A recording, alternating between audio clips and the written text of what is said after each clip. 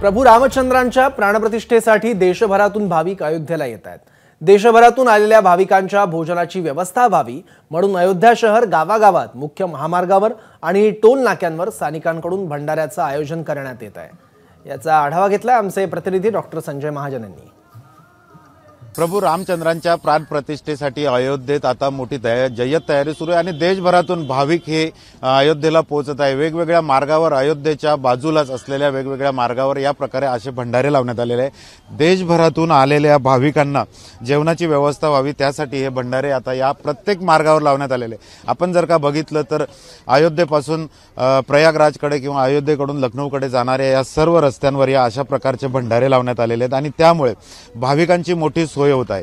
भाविकांची जेवणाची व्यवस्था या ठिकाणी स्थानिकांकडून करण्यात येत आहे। आपण बघू शकतो की या ठिकाणी मोठ्या प्रमाणावर भाविकांना जेवणासाठी हा भंडारा आयोजित करण्यात आलेला आहे आणि मुख्य मार्गावर असलेल्या टोल नाक्याच्या प्रत्येक टोल नाक्याच्या बाजूला असा हा भंडारा आयोजित करण्यात होतो आणि या ठिकाणी देशभरातून भाविक जे येणारे आहेत अयोध्येला जाणारे आहेत ते थांबतात आणि या ठिकाणी जेवणाचा आस्वाद घेतात।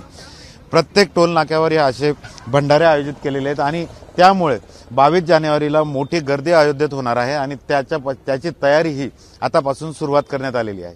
कॅमेरामन शांताराम तायडेसह डॉक्टर संजय महाजन, एबीपी माझा, अयोध्या।